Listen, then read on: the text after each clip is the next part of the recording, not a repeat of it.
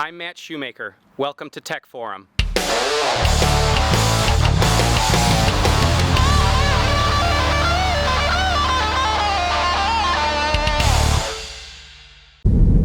Good morning, guys. Welcome to another vlog. Today I wanted to discuss a couple different things. First, I'd like to discuss living with a Tesla Model 3. Now, this is different from the video that I shot previously, which is living day-to-day with an EV. That was specifics having to do just with electric vehicles in general. But today I wanted to discuss what it's like to live with the Model 3 in particular, some of the quirks and idiosyncrasies of this particular car. Since I purchased this car, which has been about 2 months now, I've noticed that there are things about it, as with any product, that affect your day-to-day life, especially a product that you use as much as I use this car. One of the first things that jumps right out at me is the different habits that I've developed kind of revolved around this car, which does go back to just owning an EV. Things like I get up and I unplug the car. When I get home, I plug it in. That's going to happen with any EV that I own. But with this car in particular, I actually have to set aside a little bit of extra time anytime I go anywhere, assuming that I'm going to get asked about the car. When you drive a Tesla, in particular a Model 3, which as of this point in history are still relatively rare, even though they're now pumping out thousands and thousands of them, they're still a rare car.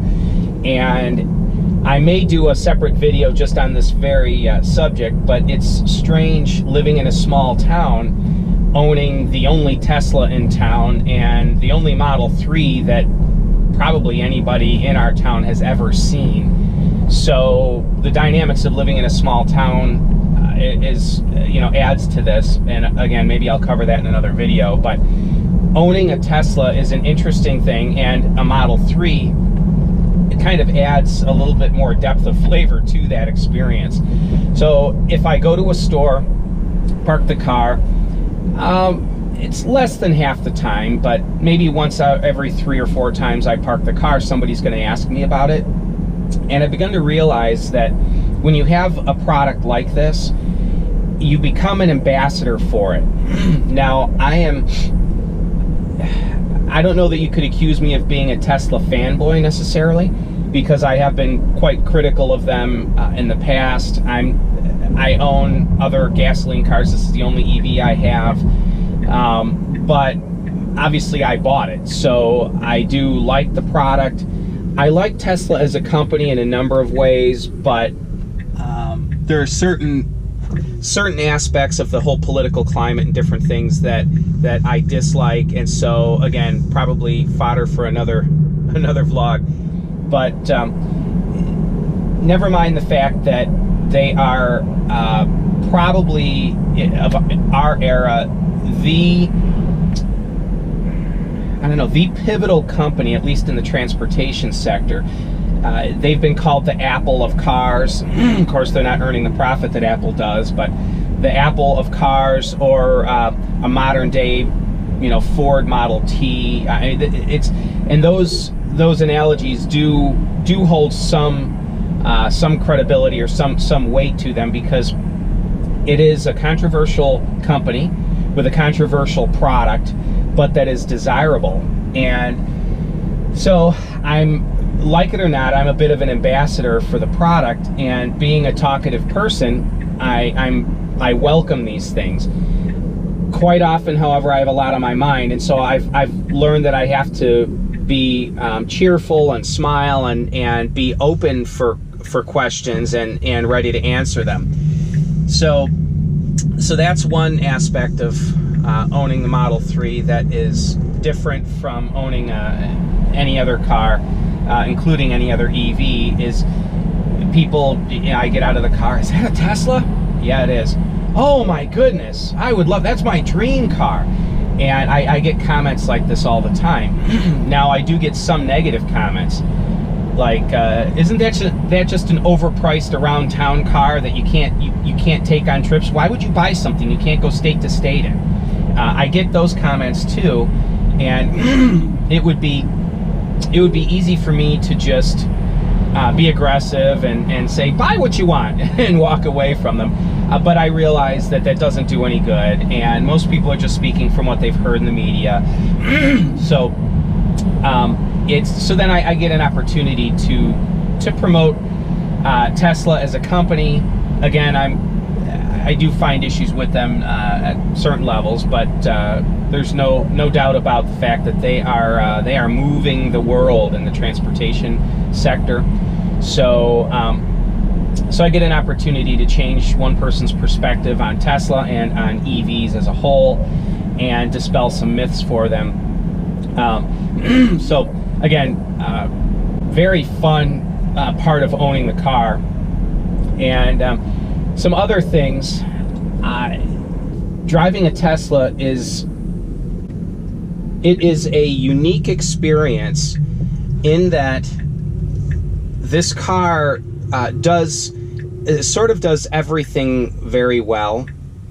And what I mean by that is it is a high performance car, yet it's still good on energy. It's very efficient, which are two normally mutually exclusive items when you're looking at vehicles. Normally with a gasoline car, if the vehicle is efficient, then it's going to be slow and not fun to drive. If it is fast, it's going to be inefficient and cost a lot to operate. Also, it's high performance and reliable, which again is something that is counterintuitive with a gasoline vehicle. If you have high performance, you also have unreliability. So, you can, oh yeah, my car, 0 to 60 in 3 seconds and goes through the quarter mile in 10 seconds or whatever. But you're blowing through transmissions, and you've had engine problems and gone through turbochargers and all these issues, and you just sort of expect that with high performance. But that's not present in a Tesla. Also, it corners very, very well, very sharp, and yet the ride quality is good. I've had other cars that corner either as good as this or close to it, but you sacrifice ride quality to achieve that, but you don't in a Tesla. Now, the battery being down under the floor as it is, it's just naturally, sticks to the road. The suspension design is very good too, but the CG of this car lends itself to phenomenal cornering, which a gasoline car doesn't have. So that's another facet of it. And there's a certain aura surrounding Teslas that is interesting. It is Teslas have a little bit of celebrity status, and you don't really notice it until you have one. When my wife and I would drive down the road and we'd see a Tesla, we always pointed them out. Long before I got my car, my wife would, oh, there's a Tesla, it's a very pretty blue. Or one would pass us and I'd look at the back of it, hey, there's a P100D, and I'd tell my wife, that's the super fast one, and she'd say, how can you tell? They all look the same. And so we always noticed them. But if we saw one in the parking lot, I wouldn't necessarily freak out over it. I might glance inside to see what the interior color is, but other than that, I've seen a lot of Model S's on the road, only a couple Model 3s, but that it's different when you own one. When you see them on the road, you go, okay, whatever. But when you own one, oh my goodness. Many times I've parked the car only to have someone walk up to the car and ask to take a picture of it. And so I stand out of the way and let them take a picture. Once in a while, they'll ask me to stand in the picture. No, stand next to the car, it's your car. I've had quite a few people take selfies or hand me their phone and ask me to take a picture of them next to the car. And I let a couple teenage guys that were at a client's home for business. They were looking at the car when I was leaving the home, and they asked if they could get selfies next to the car. I said sure, and then I asked them if they'd like to sit in the car. So they each got a chance to sit in the car, and each of them took pictures of each other sitting behind the wheel, and it was a lot of fun. Eventually I actually took them for a drive around the block. A couple really nice guys at a client's home that lives near me, and kind of knew them in passing, so that was kind of cool.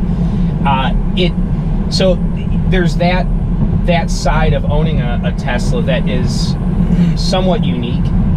I'm sure it would be even more, that type of thing would be even more prevalent with an exotic car, you know, Ferrari or Lamborghini or Porsche or something. Porsche, for those of you that are going to ding me on my pronunciation, I know that would be even more pronounced. But Tesla, even though a Model 3 is not exotic, they have a certain celebrity status to them, and they are at least still, I go back to at this point in history, Model 3s are very, very rare. And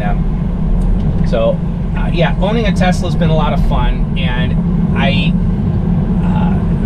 the only, I think, downside to it is you carry the reputation, or the potential reputation of the company around with you when you're using their vehicle. And what I mean by that is, should this car become, prove itself over time to be unreliable, which I go back to my comment earlier that Teslas are generally reliable, at least the powertrain portion of them. They have some screen glitches and different things, but they are generally a very reliable automobile.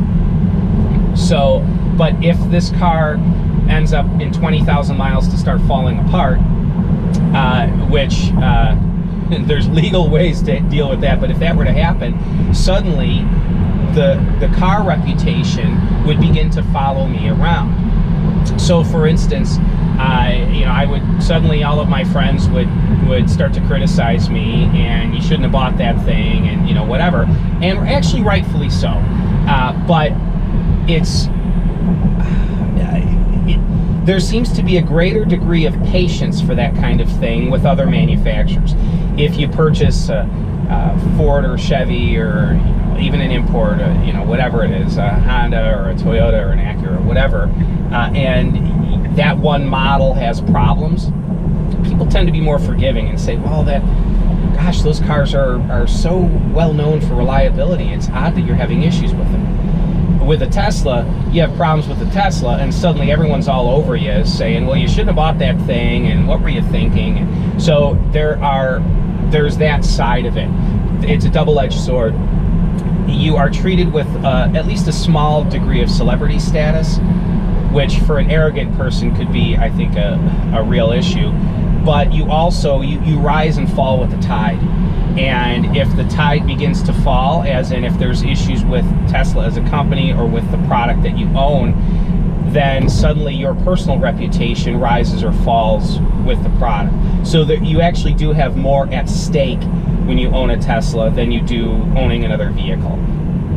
So there are more facets to owning a Tesla, but I don't want this vlog to get too long.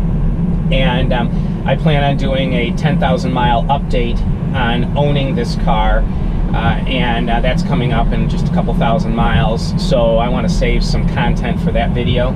But thanks again for tuning in. If you're new to the vlog, thanks for popping in and checking out what I do here. Feel free to click the subscribe button below, give me a thumbs up, a like, and just let me know in the suggestion column if there's any specific things that you'd like to know about the car, or videos that you would like shot. So again, thanks for watching Tech Forum, and you guys have yourselves a great day. Take it easy.